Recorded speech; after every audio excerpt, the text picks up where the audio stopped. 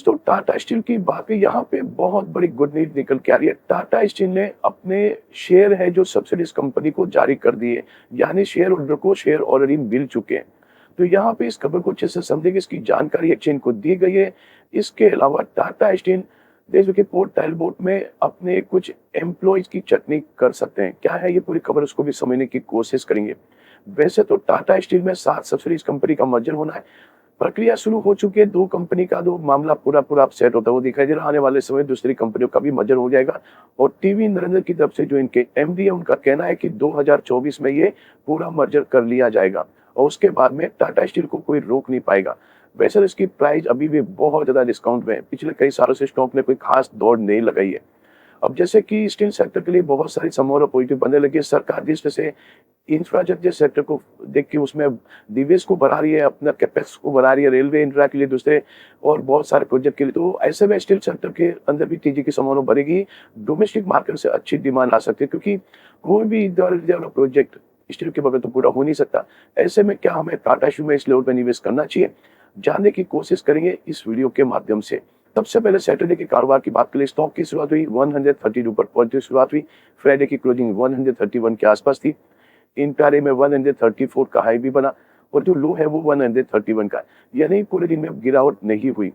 ये बात अलग है कि ऊपर के लेवल से यहाँ पे आपको थोड़ा सा नीचे स्टॉक आधा दिखा रहे हो, लेकिन काफी अच्छी तेजी देखी हमने सैटरडे के दिन। स्टॉक की क्लोजिंग 130.90 पर रही है, जहाँ पे 2.21% की तेजी देखने को मिली। तो देख सकते हो कि जो स्टॉक ने एक अच्छा प्रदर्शन किया है और आने वाले समय इससे शानदार प्रदर्शन की हम उम्मीद कर रहे हैं।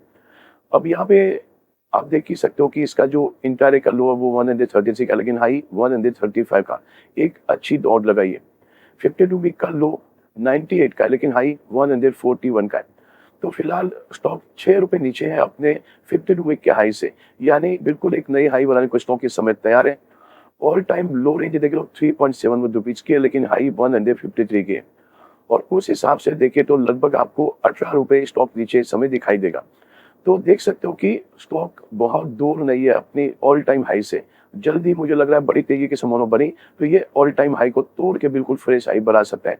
आपको ये भी पता होगा कि स्टॉक को स्प्लिट किया गया है, फेस वैल्यू 1 रुपीज की गई है। ये 1000 के आसपास था और 2 साल पहले ही इसको स्प्लिट करके 100 के आसपास की प्राइस को लाया गया है।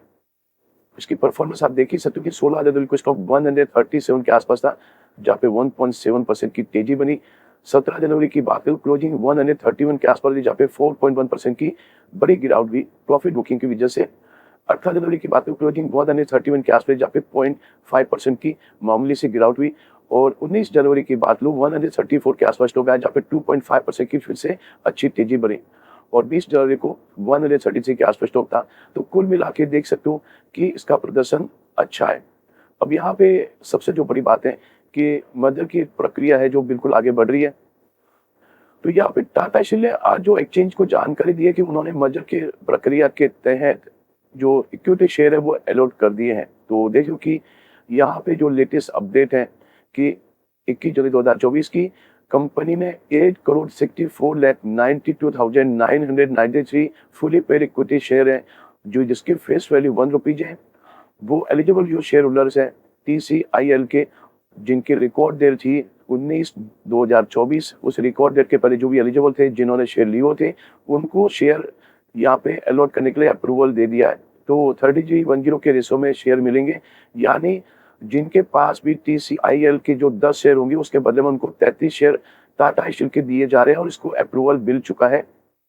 तो NCLT की जो यहाँ पे जो अप्रूवल के बाद में यहाँ पे देखें तो ये जो पूरी एक प्रक्रिया हो रही है जिसमें मर्जर होने जा रहा है, जिसमें इस मर्जर के तहत अब आप देखें तो ये जो शेयर होल्डर एलिजिबल है, जो जिनकी रिकॉर्ड डेट हमारे सामने है 19 जनवरी, उनसे रिकॉर्ड डेट पे जो भी शेयर होल्डर थे उनको अब शेयर दिए जा रहे हैं। दूसरी जब देख लो 17,019 fully paid up equity share जो टाटा स्टील के हैं फेस वाली जिनकी 1 रुपया, वो अलॉट किए गए हैं TCIL को, यानी देख लो फ्रैक्शनल शेयर एंटाइटलमेंट ट्रस्ट, यानी जो मैनेज कर रहा है एक्सिस ट्रस्टी सर्विस की तरफ से, उनको यहाँ पे शेयर ये दिए जा रहे हैं। जो एलिजिबल है उनको शेयर दिए जा रहे हैं। 33:10 के रेशो में इनको भी शेयर मिलेंगे, यानी 10 शेयर जिनके पास TCIL के हैं उनको 33 शेयर टाटा स्टील के दिए जा रहे हैं।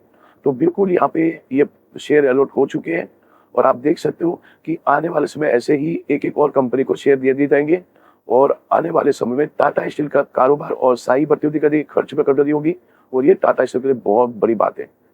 दूसरी एक जो बड़ी अपडेट निकल के आ रही है, टाटा स्टील के South Wales Port Talbot steel plant के ब्लास्ट फर्नेस को बंद करने का फैसला कर रही है कंपनी, जिससे करीब 2800 एम्प्लॉइज की नौकरी जा सकती है।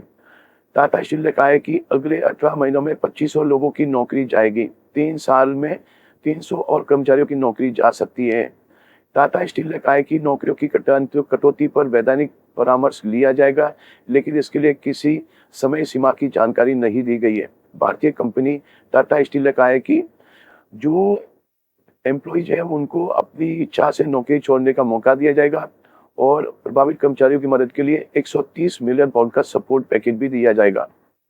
टाटा स्टील ने कहा है कि चटनी की खबर के बीच में कहा है कि company South Wales Port Albert में जो ब्लास्ट फर्नेस को बंद करने की योजना को आगे बढ़ाने की घोषणा आ चुकी है और टाटा स्टील ने ये फ्राइडे को कहा है कि पहली ब्लास्ट फर्नेस 2024 के मध्य में बंद हो जाएगी और शेष भारी संपत्तियां है वो साल दूसरे छमाही के दौरान बंद कर दी जाएगी।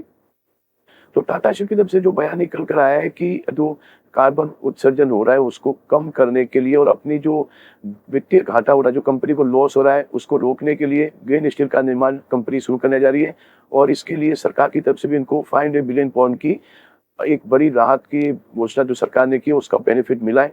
दूसरी तरफ देखो तो British media outlet the guardian की रिपोर्ट के मुताबिक स्टील स्लैब को रोल के करने के लिए साइट के कुछ मिलों को खुला रखने के प्रस्ताव के तहत लगभग 200 नौकरियां बचाई जा सकती है। अब इस मुद्दे पे जो एमडी और सीईओ है टीवी नरदे, उनका कहना है कि हम मानते हैं कि इस प्रस्तावित पुनर्गठन की संबंधित व्यक्तियों और समुदाय पर बड़ा प्रभाव पड़ेगा। हम सम्मान के साथ उनको अपने सपोर्ट देंगे। टाटा स्टील के प्रभावित कर्मचारियों के लिए व्यापक सहायता पैकेज के लिए हम करीब 130 मिलियन पाउंड की मदद भी देने जा रहे हैं। तो कुल मिला के देखिए भी टाटा स्टील अपनी तरफ से कोशिश करी है, लेकिन अब जैसे कि ग्रीन स्टील का निर्माण कार्य शुरू करना है तो जो पुरानी भट्टियां उनको बंद करना ही होगा और इसीलिए कंपनी की तरफ से ये फैसला किया गया जिसकी वजह से एम्प्लॉइज की जॉब जाएगी, लेकिन उसके लिए कुछ रास्ते तलाशे जा सकते हैं। समय है तो कुछ फैसले तो लिए जाएंगे, वैसे उनको सपोर्ट तो दिया जाएगा फाइनेंशियली। अब एक बार हम इसके पिवोट लेवल को चेक करें तो यहाँ से अगर गिरावट हो जाती है तो 132 का पहला सपोर्ट है, ये टूट गया तो स्टॉक 129 तक जा सकता है। गिरावट का दौर जारी रहा तो फिर 128 तक जाने की संभावना है। तेजी का माहौल बना तो 137 का फर्स्ट रेजिस्टेंस है, इसको पार कर स्टॉक 138.90 यानी 139 तक जा सकता है। तेजी और आगे जा रही तो फिर 141 तक जा सकता है, 140 को पार कर सकता है। और ऐसा हो जाता है तो फिर एक तेजी के साथ स्टॉक आगे बढ़ेगा और इस बार 150 को पार कर सकता है। 150 को पार करने के बाद नई तेजी के साथ स्टॉक आगे बढ़ सकता है। ऐसे में ये अच्छा मौका है, इस मर्जर के पहले आपको निवेश करना चाहिए। आने वाले इसमें टाटा स्टील आपको मालामाल कर देगा।